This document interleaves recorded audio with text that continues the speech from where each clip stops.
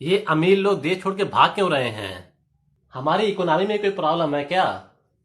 ये अमीर लोगों को हमारा सिस्टम पसंद क्यों नहीं आ रहा है? या हमारी इकोनॉमी में ही कोई प्रॉब्लम है? या अमीर लोगों को कोई और इकोनॉमी अच्छी लगने लगी है? बेवफाई निकले क्या? नीरव मोदी और उसके चाचा मेहुल चौकसी ने मिलकर पंजाब नेशनल बैंक को 14,000 करोड़ का चूना लगाया। विजय माल्या 9,000 करोड़ रुपया का चूना लगा के देश से भाग गया। आपको लग रहा है केवल यही लोग फ्रॉड करके भाग रहे हैं, देश छोड़ रहे हैं? लोकसभा में एक सवाल के जवाब में देश के मंत्री नित्यानंद राय ने बताया कि पिछले 6 सालों में देश के 6 लाख लोगों ने नागरिकता छोड़ दी है। एक अंतर्राष्ट्रीय एजेंसी की हेनरी ग्लोबल सिटीजन रिपोर्ट के मुताबिक 2022 में देश से 8,000 सुपर रिच लोग देश छोड़ने की तैयारी कर रहे हैं। अगर रैंकिंग के हिसाब से देखा जाए तो रशिया और चाइना के बाद सबसे ज़्यादा अमीर लोग जो देश छोड़ रहे हैं वो भारत है। ये पिछले वर्षों की तुलना में संख्या काफ़ी ज़्यादा है। ये अमीर लोगों को देश से प्यार क्यों नहीं है? क्या है इसकी वजह? सुपर रिच लोग होते कौन हैं? टेक्निकल टर्म में इनको हाई नेटवर्थ इंडिविजुअल भी बोला जाता है। रिपोर्ट में इनको डॉलर मिलेनियम के नाम से भी संबोधित करा गया है। अगर आपके पास 5 करोड़ से ज़्यादा की धनराशि ऐसी है जिसको आप इमिडिएटली कहीं पे इन्वेस्ट कर सकते हैं तो आप सुपर रिच हुए। 5 करोड़ से ज़्यादा की संपत्ति या तो आपके पास कैश हो, बैंक बैलेंस हो, एफडी हो, म्यूचुअल फंड हो, स्टॉक मार्केट में आपका इन्वेस्टमेंट हो या किसी कंपनी का बॉन्ड हो, उसकी अमाउंट अगर उसकी वैल्यू 5 करोड़ से ज़्यादा है तो आप सुपर रिच कहलाएंगे। कहीं कहीं के ये पैरामीटर 7.5 करोड़ भी रखा गया है। सपोज करिए आपके पास गाड़ी, बंगला, फार्म हाउस है जिसकी वैल्यू 10 करोड़ से ज़्यादा की है। ये मैटर नहीं करता जब तक कि आपके पास इन्वेस्टमेंट के लिए 5 करोड़ से ज़्यादा की धनराशि ना हो। इन अदर वर्ड, या तो आपके बैंक अकाउंट में या आपके डीमैट अकाउंट में 5 करोड़ से ज्यादा की धनराशि होनी चाहिए। रिपोर्ट में देश छोड़ने वालों की वजहों का भी जिक्र करा गया है। पहली वजह तो ये बताई गई है कि इंडिया में टैक्स रेट काफी ज्यादा है। अगर इंडिविजुअल इनकम टैक्स की बात करें तो 30% तो वैसे ही अमीर लोगों को टैक्स लगता है। उसके बाद उस पर सेस और कभी कभी उस पर सरचार्ज लग जाता है, तो ओवरऑल लगभग 34% के आसपास पड़ता है। अगर ग्लोबल कंपैरिजन करा जाए तो बताते हैं कि अमेरिका और जापान के बाद सबसे ज़्यादा टैक्स इंडिया में ही वसूला जाता है। उसके बाद अगर कारपोरेट टैक्स की बात करें तो हम अक्सर सुनते हैं कि इंडिया में कारपोरेट टैक्स इतना ज़्यादा है, इसीलिए बहुत सारे लोग अपनी कंपनी का रजिस्ट्रेशन किसी और कंट्री में कराते हैं ताकि उनको टैक्स से थोड़ी बचत हो जाए। दूसरी वजह का जिक्र करा गया है कि जो बिजनेसमैन होते हैं उनको रेगुलर ट्रैवल करना पड़ता है एक देश से दूसरे देश, तो वो चाहते हैं कि जो वीज़ा की प्रॉब्लम होती है वो कम से कम हो। उनके अंदर एक स्ट्रांग पासपोर्ट की चाहत है। अगर इंडिया स्ट्रांग पासपोर्ट वो होता है, अगर आपके पास वो है तो बहुत सारे कंट्री में या तो आप बिना वीज़ा के जा सकते हैं या वीज़ा ऑन अराइवल पर जा सकते हैं। जैसे अगर इंडिया का पासपोर्ट देखा जाए तो उसकी रैंक ग्लोबल लेवल पे 84 है। यानी अगर आपके पास इंडिया का पासपोर्ट है तो लगभग आप 54 55 कंट्री में बिना वीज़ा के जा सकते हैं। लेकिन सपोज करिए आपके पास ऑस्ट्रेलिया का पासपोर्ट है तो आप वर्ल्ड में 187 कंट्री पे बिना वीज़ा के जा सकते हैं।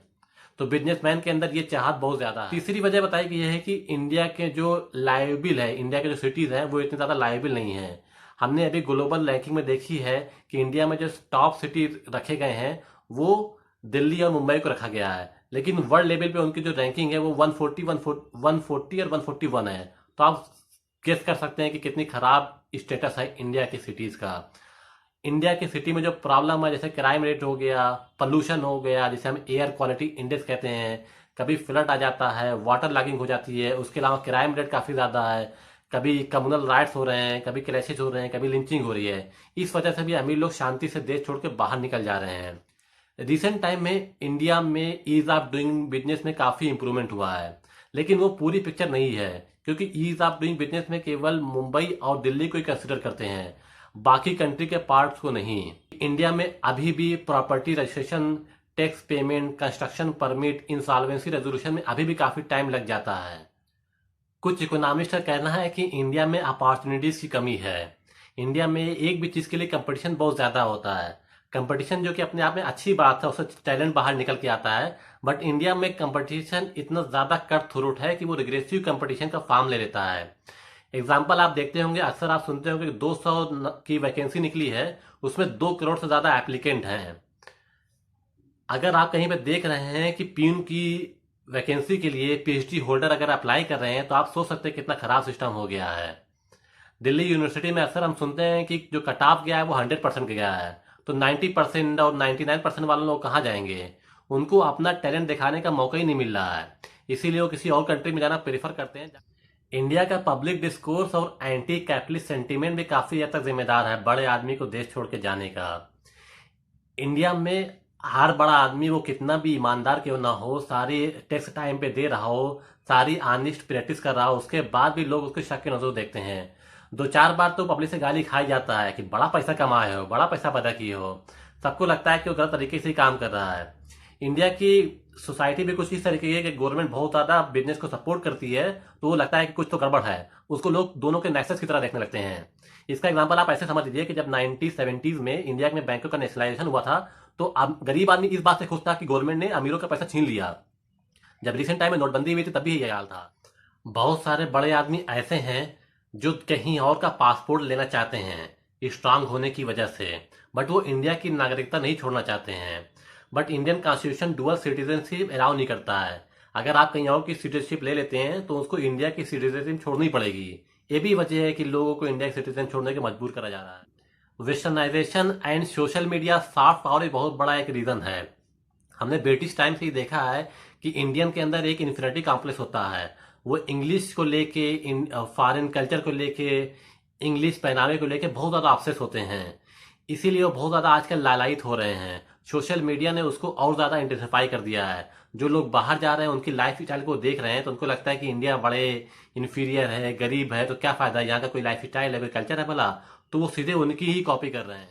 कुछ ऑब्जर्वर का ये कहना है कि रिसेंट टाइम में फैमिली के वैल्यू सिस्टम में भी काफी चेंजेस आ गए हैं।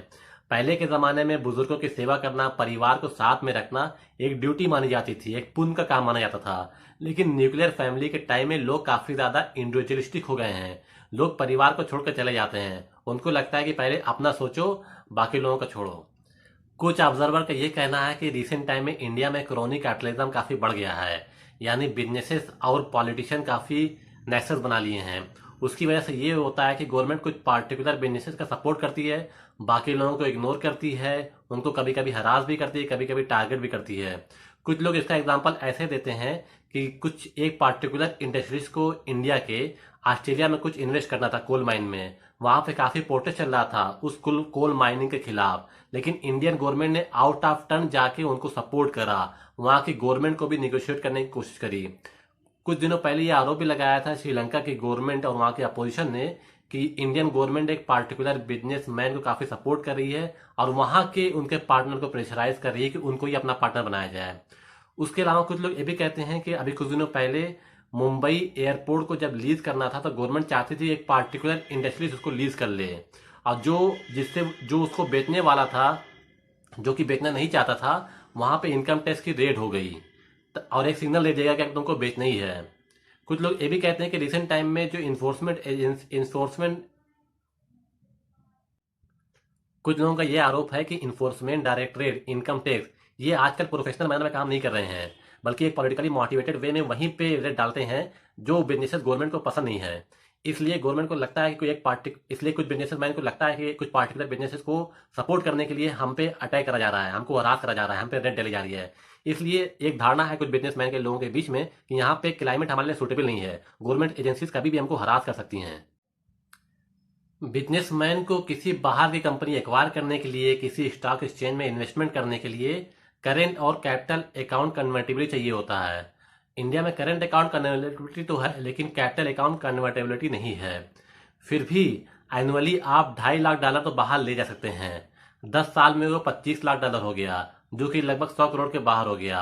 अगर किसी ने 100 करोड़ के बाहर भेज दिया तो ऑब्वियस सी बात वो इंडिया में रहेगा नहीं। उसने इतने पैसे भेजे ही इसीलिए हैं ताकि वो इंडिया में से बाहर जा।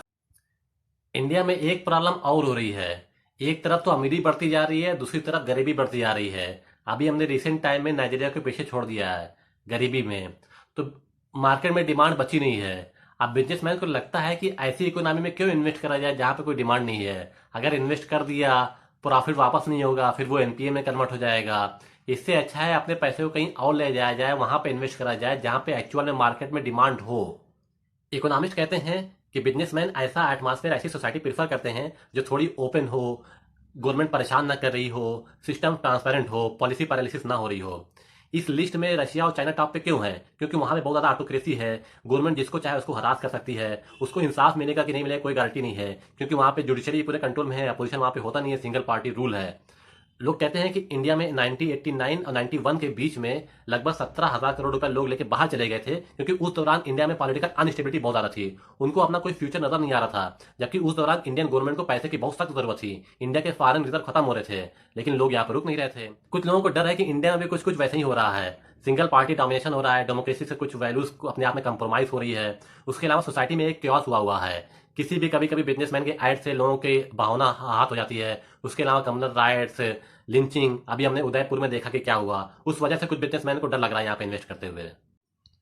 अब कुछ लोग ये कह रहे हैं कि जो ये लोग पैसे लेके भाग रहे हैं, देश की नागरिकता छोड़ रहे हैं, अमीर लोग, ये सब करप्ट लोग हैं, ये सब फ्रॉड करके भाग रहे हैं। बट क्या ये अच्छी बात है? अगर वो सच्ची में फ्रॉड कर रहे हैं, करप्ट हैं, तब तो उनको जेल के अंदर होना चाहिए, उनसे पैसे वसूल करना चाहिए। बट ये अपने आप में लॉजिक नहीं है, ये लोग आर्गूमेंट यूं ही दे रहे हैं। अब बात ये आती है, क्या ये सब टेंशन की बात है कि लोग देश छोड़ के भाग रहे हैं, अमीर लोग पैसे लेके इंडिया से भाग रहे हैं? इंडिया में फिर क्या होगा? रिपोर्ट में ये भी कहा गया है कि अगले 2030 तक अमेरिका में केवल 20%, जर्मनी, चाइना, फ्रांस, इन सब में केवल 15-20% के आसपास की बढ़ोतरी होगी, और इंडिया में 80% की बढ़ोतरी होगी सुपर रिच लोगों के लिए। तो ये कोई टेंशन की बात नहीं है। बट टेंशन की बात तो है ही है। अगर लोग अमीर हो रहे हैं तो वैसे ही, अगर लोग भागते भी रहे तो इंडिया के पास बचेगा क्या? सबसे बड़ी टेंशन की बात तो ये है कि इकोनॉमिक ड्रेन हो रहा है। हमने ब्रिटिश गवर्नमेंट जब इंडिया में रूल कर रही थी, तब भी हम लोग यही कह रहे थे कि वेल्थ ड्रेन हो रहा है। यानी अगर आपने पैसे कहीं पे कमाया है, वहीं पे खर्चा कर रहे हैं, तो ऑब्वियस सी बात है इकोनॉमी में डिमांड होगी, लोग इन्वेस्ट करेंगे, लोगों को कुछ एम्प्लॉयमेंट मिलेगा, तो अच्छा रहेगा। लेकिन अगर आप वही पैसे आपने कमाए इंडिया में लेके कहीं और बाहर जा रहे हैं, बाहर की इकोनॉमी को सपोर्ट कर रहे हैं, वहां पे इन्वेस्ट कर रहे हैं, उनको एम्प्लॉयमेंट मिल रहा है, तो हमको क्या फायदा हुआ? दूसरा रीजन लोग ये कहते हैं कि ब्रेन ड्रेन हो रहा है। हमको पता है कि इंडिया के दिमाग कितने अच्छे होते हैं। इसका एग्जांपल आप अमेरिका की इकोनॉमी और पॉलिटिक्स को देख सकते हैं। अमेरिका में गूगल हो गया, माइक्रोसॉफ्ट हो गया, इन सब के चेयरमैन इंडियंस क्यों हैं? कमला हैरिस को वाइस प्रेसिडेंट कैसे बना दी गई? उसके अलावा वहाँ की इकोनॉमी में इंडिया का रोल कितना ज़्यादा है, आप उसको इस बात से समझ सकते हैं कि डोनाल्ड ट्रंप को नमस्ते ट्रंप नाम से इवेंट ऑर्गेनाइज करानी पड़ी। अभी हम यूके में देख रहे हैं कि वहाँ पे ऋषि सुनक को प्राइम मिनिस्टर की रेस में सबसे आगे चल रहे हैं। तो इसका मतलब इंडियन के पास ड्रेन तो बहुत ही अच्छा है। बट बात यह है कि हमको उनका फायदा नहीं मिल रहा है। अगर वो इंडिया से टैलेंट लेके बाहर चले जाते हैं तो इंडिया में टैलेंट की बहुत कमी हो जाएगी। रिसेंट टाइम में इंडिया में एफडीआई काफी ज्यादा बढ़ा है, जो कि बहुत अच्छी बात है अपने आप से इन्वेस्टमेंट के लिए। लेकिन इकोनॉमिक सर्वे का डेटा कहता है कि इंडिया में 85% लोग डोमेस्टिक इन्वेस्टमेंट होता है, यानी इंडियंस ही उसमें इन्वेस्टमेंट करते हैं। अगर ये सब लोग पैसे लेके बाहर चले जाएंगे तो क्या केवल एफडीआई के भरोसे इंडिया की इकोनॉमी चल पाएगी? बिल्कुल नहीं चल पाएगी, क्योंकि इंडिया में कैपिटल फॉर्मेशन कहां से होगा? कैपिटल फॉर्मेशन उसको कहते हैं कि ऐसा कोई फॉर्मेशन जिसकी वजह से इकोनॉमी में फर्दर इन्वेस्टमेंट में हेल्प करे। जैसे कि आप किसी मशीन का कंस्ट्रक्शन कर रहे हैं जिससे कि मास प्रोडक्शन हो सके, किसी फ्लाईओवर का, किसी एयरपोर्ट का। जब वही नहीं रहेगा तो आके इकोनॉमी बढ़ेगी कैसे? लोगों का देश छोड़ के जाना अपने आप में एक इमेज प्रॉब्लम तो है ही है ना। सबसे ऊपर रैंक में रशिया और चाइना आ रहा है, जो कि फुली ऑटोक्रेटिक कंट्री है, ऑलमोस्ट वन पार्टी रूल है। अगर हम भी उसी कैटेगरी में आ रहे हैं, हमारा नाम नंबर 3 आ रहा है उस लिस्ट में, तो लोग हम पे भी शक करेंगे ना। चाहे हमारी डेमोक्रेसी में या पॉलिसी के लेवल पे कुछ तो प्रॉब्लम है ही है, तभी लोग देश छोड़ के भाग रहे हैं। एक प्रॉब्लम और है कि अपने आप में एक ट्रेंड सेट कर देता है। सपोज करिए हर बड़ा आदमी बाहर जा रहा है तो लोगों को लगेगा इसका मतलब देयर इज सम प्रॉब्लम। भले प्रॉब्लम हो या ना हो, बट उनको लगेगा कि प्रॉब्लम है, इसलिए पूरी चेन बन जाएगी। मतलब हर इंडिया का ब्रेनी आदमी, माइंडफुल आदमी, अमीर आदमी देश छोड़ के भाग जाएगा, तो इंडिया में बचेगा क्या? केवल गरीबों का देश बचेगा क्या? अब इतनी बड़ी प्रॉब्लम का सोल्यूशन क्या है? सबसे पहले गवर्नमेंट को बेसिक इंफ्रास्ट्रक्चर की फैसिलिटी प्रोवाइड कराना चाहिए, ताकि जिसको भी कोई इन्वेस्टमेंट करना हो, बहुत ज्यादा उसको दिक्कत ना है। जो ईज ऑफ डूइंग बिजनेस का कॉन्सेप्ट है, वो केवल पेपर पर नहीं होना चाहिए, सिंगल विंडो क्लियरेंस एक्चुअलाइज होना चाहिए। जो टैक्स में इनट्रांसपेरेंसी है, टेररिज्म है, कभी कभी एजेंसी लोगों को परेशान करती हैं, इससे बाहर निकलना चाहिए। जो एंटी कैपिटलिस्ट सेंटीमेंट है, इससे भी कुछ वर्क करना चाहिए। जो ईमानदार बिजनेसमैन मैन है, कोई गलत प्रैक्टिस नहीं कर रहा है, टाइम पे टैक्स भी पे कर रहा है, उसको शक की नजर से नहीं देखना चाहिए। और गवर्नमेंट को भी क्रोनी कैपिटलिज्म का थोड़ा ख्याल रखना चाहिए कि कभी ऐसा ना लगे कि गवर्नमेंट किसी पार्टिकुलर इंडस्ट्रीज को सपोर्ट कर रही है और लोगों को इग्नोर कर रही है, या कोई रेड टेपिज्म के शिकार हो रहे हैं। गवर्नमेंट की कुछ कंट्री से टीटी भी साइन करना चाहिए, जिससे वीजा ऑन अराइवल या वीजा फ्री लोग यहाँ पे आ सके, यहाँ पे इन्वेस्ट कर सकें, ताकि गवर्नमेंट को और टैक्स भी मिले। जो अभी ब्रेन लॉस हो रहा है वो ब्रेन गेन में कन्वर्ट हो सके, वेल्थ गेन में कन्वर्ट हो सके, इंडिया में फर्दर इन्वेस्टमेंट बने और इंडिया एक इन्वेस्टमेंट डेस्टिनेशन बन जाए और हम 5 ट्रिलियन इकोनॉमी का टारगेट भी अचीव कर सकेंगे।